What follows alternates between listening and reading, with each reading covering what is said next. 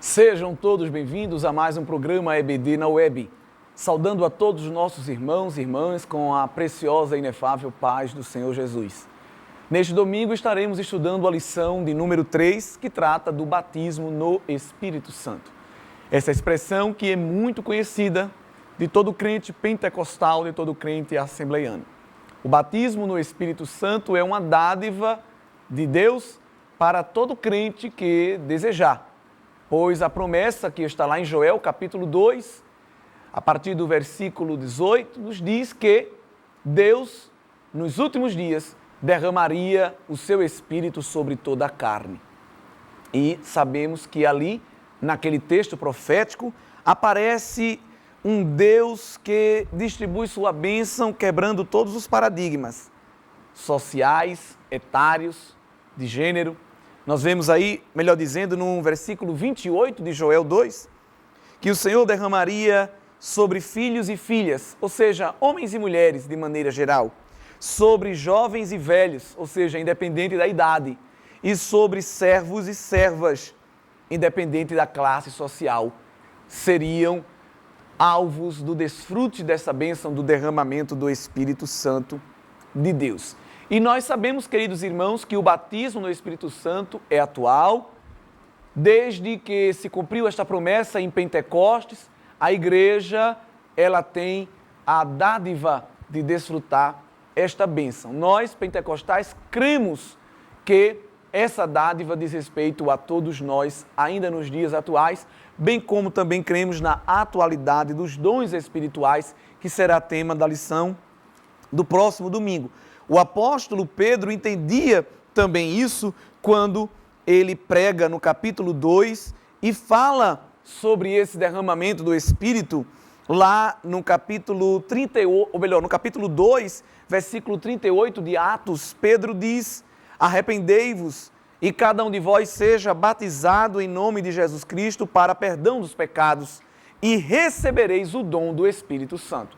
Esse primeiro batismo que Pedro fala é o batismo em águas, a imersão em águas, que representa o sepultamento do velho homem, nascimento aí para uma nova vida e, evidentemente, também um compromisso que o crente firma com Deus em dar testemunho da vida cristã. Mas a segunda parte do versículo fala do dom do Espírito Santo. E esse dom do Espírito Santo se refere justamente ao cumprimento daquela profecia lá de Joel 2 e 28. E para não deixar dúvida de que esta bênção não tem prazo de validade, o versículo 39, Pedro diz: porque a promessa vos diz respeito a vós, ou seja, aos seus contemporâneos, as pessoas que estavam vivendo naquela época do início da igreja, mas também essa promessa diz respeito a vossos filhos. E aqui já se refere a uma segunda geração, a geração posterior que estava vindo após aquela geração apostólica. E para não deixar nenhuma outra dúvida, ele diz: e a todos os que estão longe. 2 pontos. A tantos quanto Deus, nosso Senhor, chamar. E eu entendo que esse longe não é só geográfico, não só também temporal, mas evidentemente espiritual. Aqueles que estavam longe daquela circunscrição geográfica, aqueles que estavam longe na questão do tempo, ou seja, das gerações que viriam à frente, e aqueles que estavam longe espiritualmente, mas que ao aceitar a Cristo se aproximam do Senhor para desfrutar também das suas bênçãos. Então não há como negar que a dádiva do batismo no Espírito Santo também está disponível para a igreja dos dias atuais. A expressão batismo no Espírito Santo aparece 6 vezes na Bíblia Sagrada.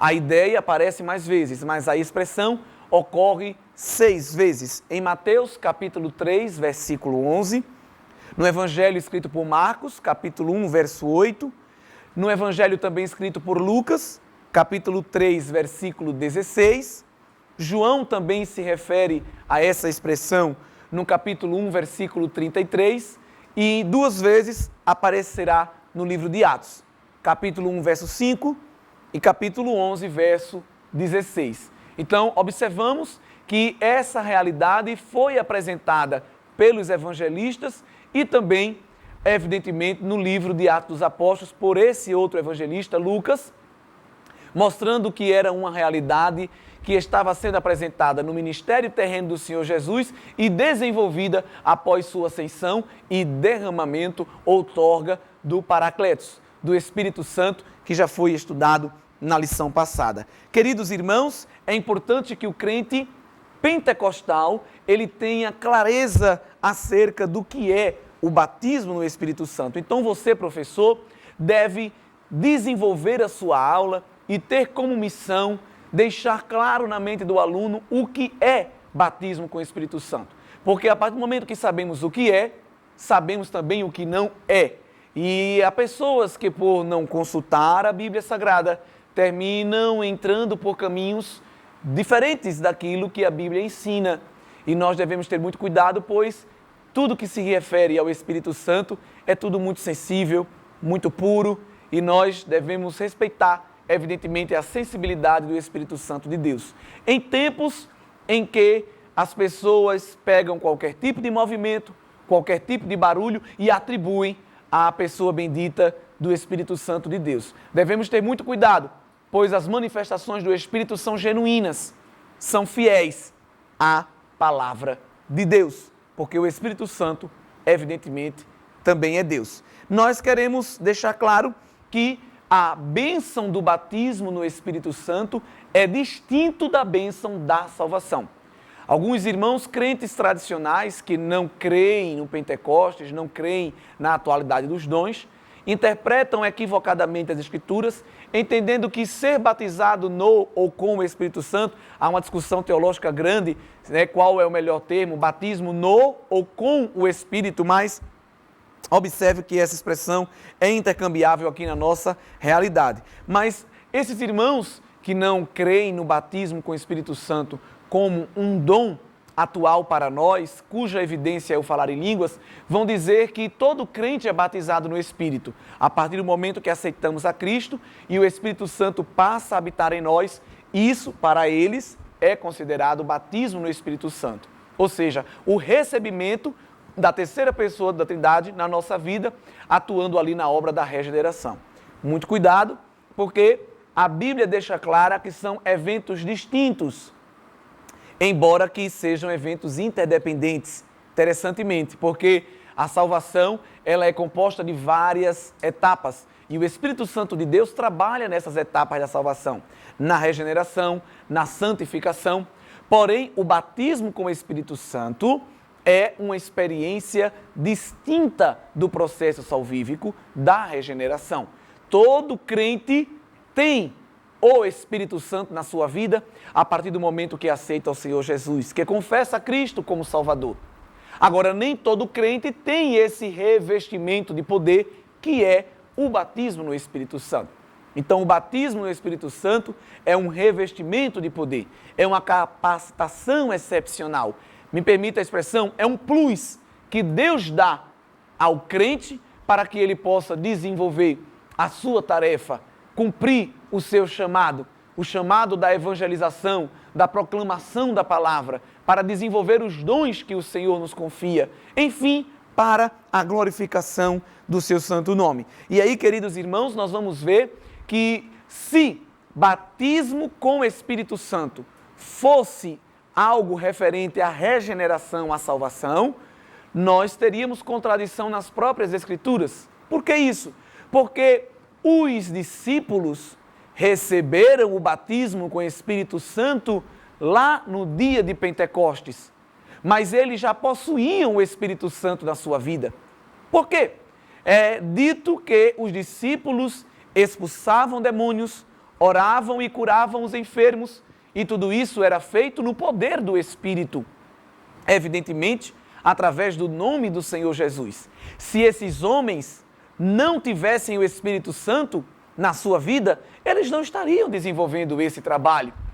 Mas nós vamos observar que Jesus deixa claro que os Espíritos já tinham a obra salvífica realizada nas suas vidas. Lá no Evangelho escrito por João, capítulo 15, verso 3, Jesus diz que os discípulos já estavam limpos pela palavra que ele tinha falado. E dizer que eles estavam limpos significa que eles já estavam regenerados, né? Porque a água da palavra, diz Paulo aos Efésios, produz a lavagem da regeneração em todos nós. No capítulo 14 do mesmo Evangelho, o versículo 17, o Senhor Jesus diz que o Espírito da verdade, que o mundo não pode receber porque não vê nem o conhece, mas vós o conheceis, porque habita convosco. Veja que o texto aqui está no presente. Então os discípulos já tinham o Espírito Santo de Deus por serem pessoas salvas em Cristo,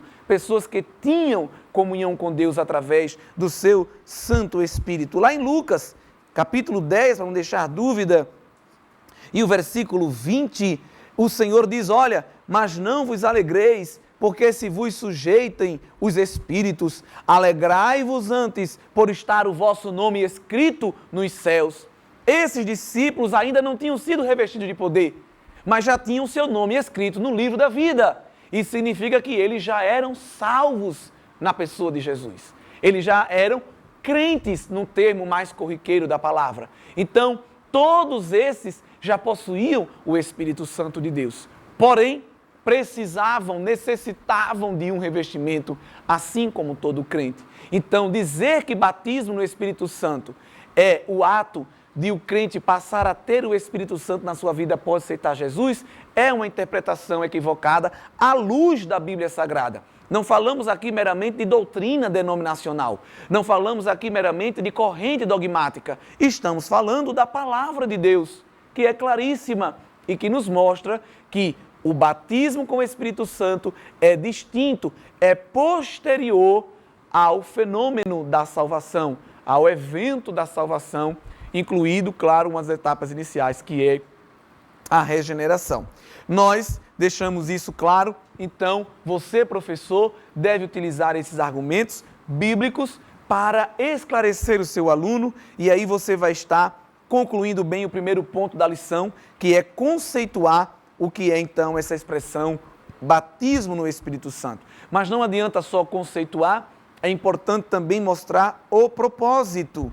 O propósito é para que o crente viva uma vida consagrada, uma vida santa e que possa também viver uma vida que proclama o Evangelho do Senhor Jesus. Então, batismo no Espírito Santo não é só para a gente ficar falando em línguas, não é só para a gente se alegrar, não é só para sentir esse queimor do Espírito, mas evidentemente a propósito, a finalidade. O batismo é uma causa e a consequência é viver uma vida santa, viver uma vida pura e proclamar a mensagem do Evangelho. Crente cheio é crente que transfere a bênção de Deus para outras vidas. Crente cheio é crente que vive em santidade e anuncia as verdades eternas que estão contidas na palavra de Deus. Uma outra grande prova de que o crente precisa desse revestimento para desenvolver a tarefa que Deus lhe confia é vivida pelo próprio Senhor Jesus Cristo. Se batismo com o Espírito Santo fosse o ato de receber o Espírito após a salvação, então Jesus não era crente, porque Lucas capítulo 4 é nos dito que o Senhor vai ler o texto bíblico que estava lá em Isaías, que fala de maneira profética do Messias. Lucas 4,18, o Espírito do Senhor é sobre mim, pois que me ungiu para evangelizar os pobres, enviou-me a curar os quebrantados de coração, a pregoar liberdade aos cativos, dar vista aos cegos e pôr em liberdade os oprimidos e anunciar o ano aceitável do Senhor. Aleluia! Veja que o Senhor Jesus, depois que foi tentado pelo diabo no deserto, ele vai ser cheio do Espírito Santo. Oi, e Jesus não tinha o Espírito? Claro! Até porque Cristo, como Deus Filho, Deus Pai e Deus Espírito são um só. Mas falamos aqui do Cristo homem, do Cristo no seu ministério terreno. Era crente, era santo. Jesus não precisava ser regenerado, Jesus não precisava ser santificado, porque ele era santo, viveu uma vida sem pecado. Mas para desenvolver a tarefa que Deus Pai lhe confiou, ele também precisou receber esse revestimento. Que coisa linda! Irmãos, é tão claro nas Escrituras que eu não sei por que tem pessoas que procuram criar outras interpretações. Tanto que depois que Jesus passa a tentação no deserto, 4 de Lucas, versículo 14, é dito que pela virtude do Espírito, e aqui esse Espírito está com E maiúsculo, Jesus volta para a Galileia, ensinando nas sinagogas. E aí ele mostra que está aqui revestido com este poder para proclamar a palavra de Deus. Então, um crente que é batizado no Espírito Santo, ele vai desenvolver, através do milagre de Deus, a evidência inicial. Outra coisa que o querido professor deve destacar é que as línguas são a evidência inicial, mas não para por aí. Deus não nos batiza apenas para a gente ficar falando em línguas. A língua é uma evidência inicial. Grave bem essa palavra. Por que ela é a evidência inicial? Porque, evidentemente, há outras evidências, há outras provas, há outros sinais de que um crente está cheio do Espírito Santo de Deus. Então, quando você estiver dando a sua aula, pergunte aos seus alunos, antes de dizer, pergunte a eles, para que nós somos batizados no Espírito Santo? Qual é o propósito? Qual é a finalidade? É importante dar um espaço aí de 5, 10 minutos para que eles coloquem as suas opiniões e você, como professor, possa perceber se doutrinariamente esses alunos estão conscientes de qual é a função do Espírito Santo para as suas vidas. E aí nós vamos observar, queridos irmãos, que esta evidência inicial é as línguas estranhas, para que a gente saiba que a pessoa foi batizada com o Espírito Santo e até que para a gente também saiba, porque senão perguntariam, você foi batizado? Não sei. Deus é tão maravilhoso que Ele dá um sinal. Porque senão estaríamos falando de algo muito subjetivo, de algo muito vago. Qual é o parâmetro? Qual é o padrão? Eu sei se alguém foi batizado em águas porque a pessoa foi imersa. E o batismo no Espírito Santo, que é uma dádiva espiritual, como é que saberíamos?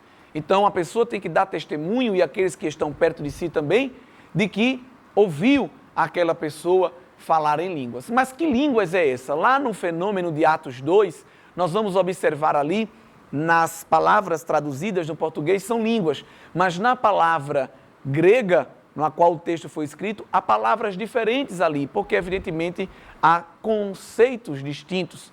E eu gostaria que o amado professor estivesse atento a isso, para que desmistifique visões errôneas acerca do batismo no Espírito Santo.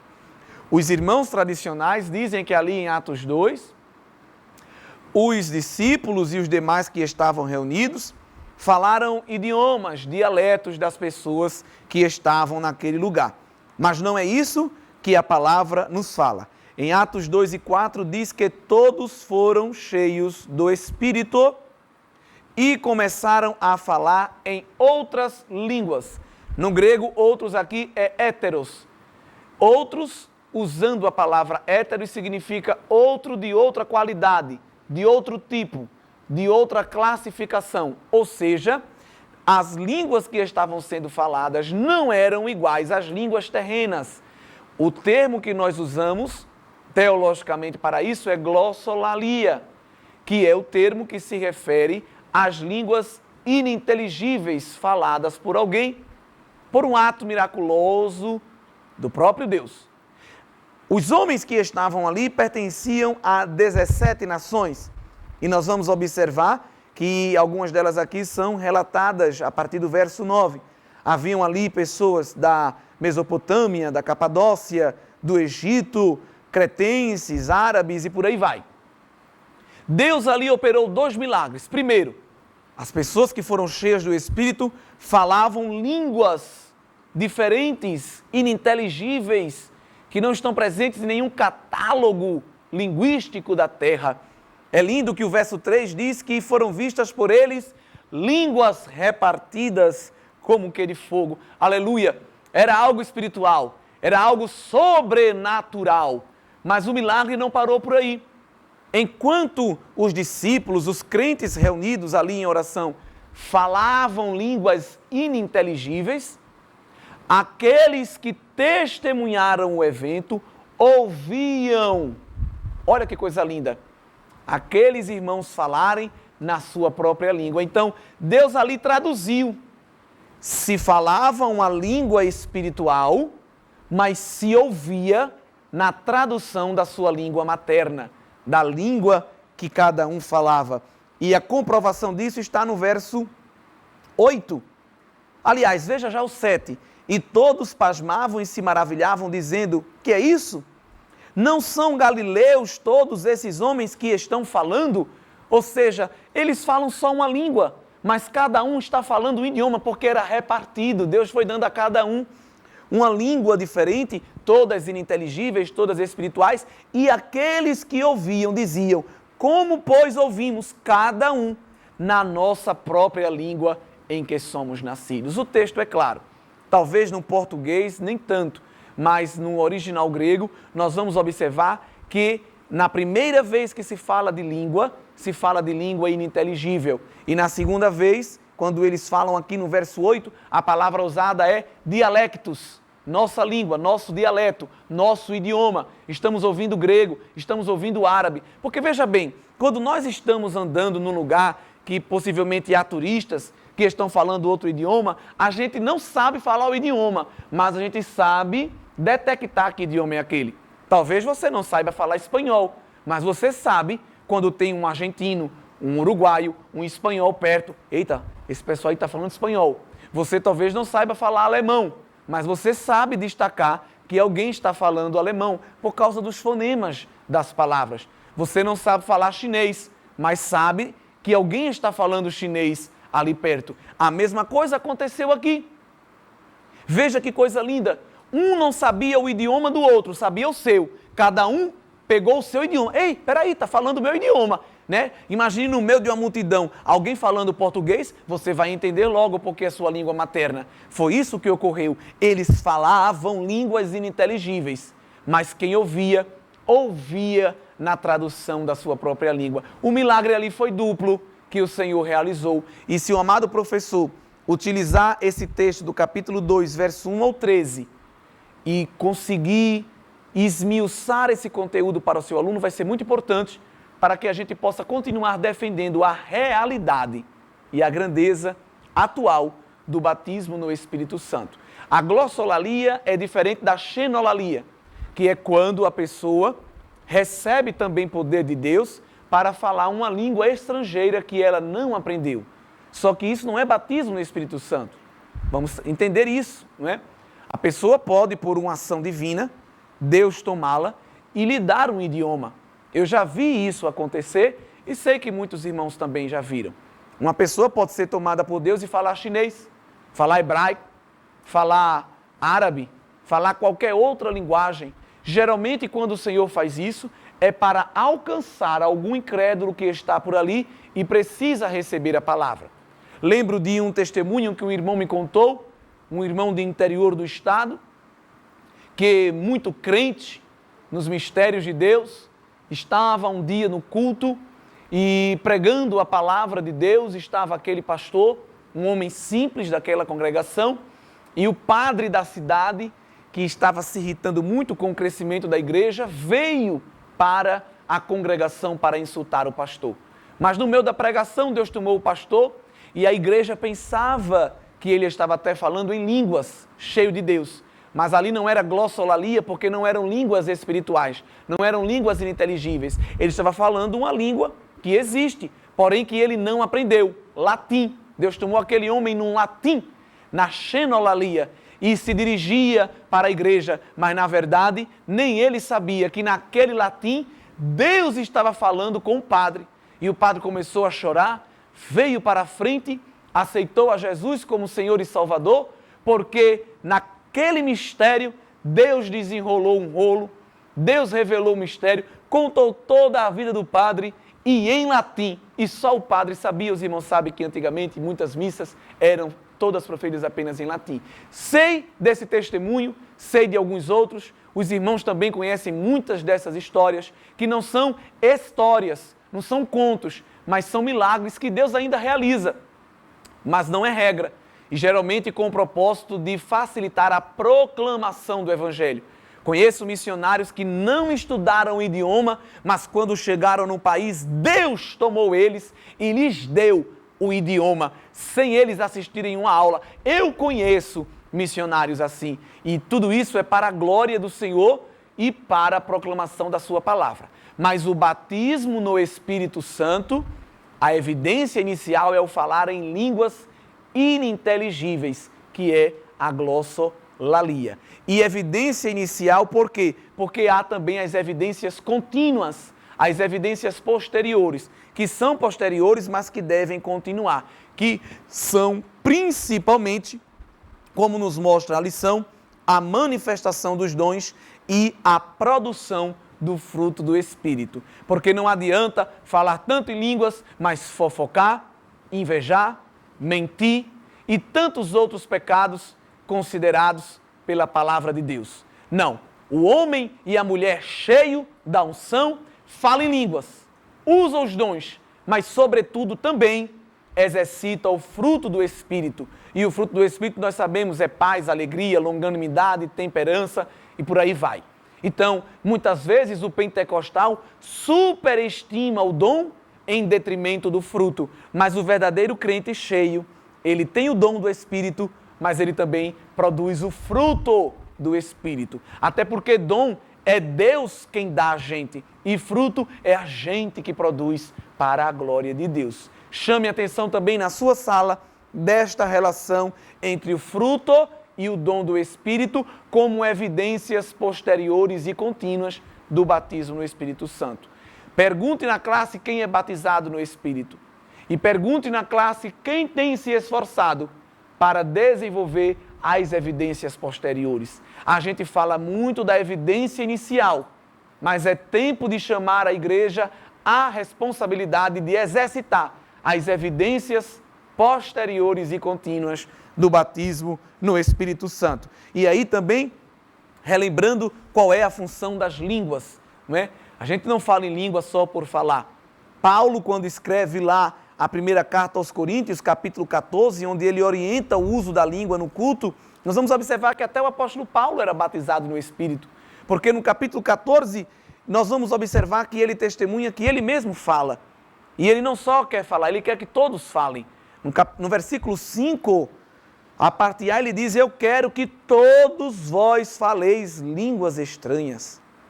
No versículo 18, ele diz: dou graças a Deus, porque falo mais línguas do que vocês todos. Olha, Paulo era pentecostal, Paulo era, como a gente fala, do manto, era um homem cheio de Deus. Mas ele orienta a igreja.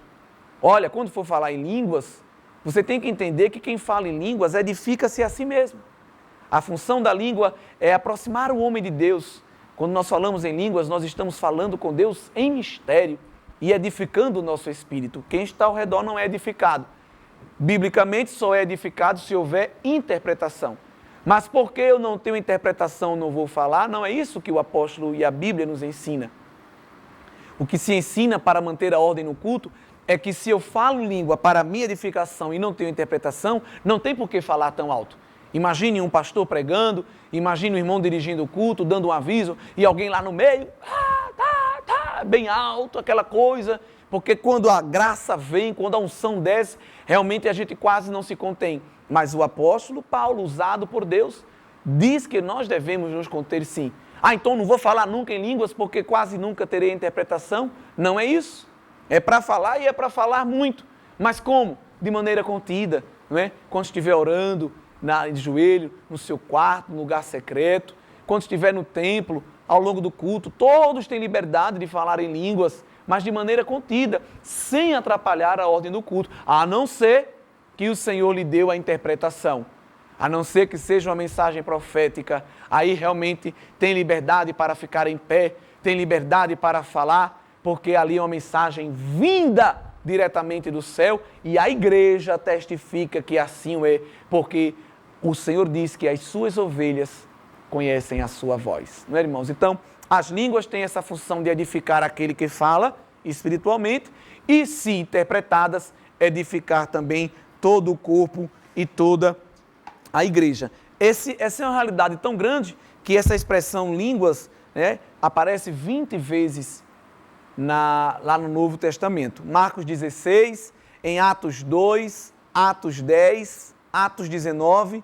1 Coríntios 12, 13 e só no capítulo 14 aparece nos versículos 2, 4, 5, 6, 13, 14, 18, 19, 22, 23 e 26. Então, há matéria, há conteúdo suficiente para nos ensinar qual é a natureza, qual é o propósito e qual é o uso das línguas estranhas na vida do crente batizado no Espírito Santo. Mas eu não falo em línguas, sou batizado no Espírito Santo? Não, porque a evidência do batismo inicial são as línguas estranhas. Ah, mas eu não falo em línguas estranhas, não sou batizado com o Espírito Santo, isso significa que eu não tenho o Espírito Santo de Deus na minha vida? Claro que não. A partir do momento que você aceitou a Cristo como seu Salvador, o Espírito Santo veio habitar em você. Ele habita em nós. E por habitar em nós, evidentemente, desfrutamos de uma comunhão com Ele. Como nos diz o apóstolo Paulo, escrevendo a sua carta primeira aos Coríntios, ele vai mostrar no capítulo 6 e no versículo 19, ou não sabeis que o nosso corpo é o templo do Espírito Santo que habita em vós. Aceitou a Cristo? Já tem o Espírito Santo em si. Agora, o batismo é um revestimento, é uma capacidade a mais para que a gente seja cheio e possamos desenvolver a tarefa que Ele nos confiou. Tenha um excelente ensino em classe, não fique divagando por historinhas, não fique a aula toda contando só testemunho. Não, há espaço para isso também, mas se atenha à palavra, discorra sobre o assunto, expresse bem o tema, desenvolva o conteúdo e através da sua vida o nome do Senhor será glorificado.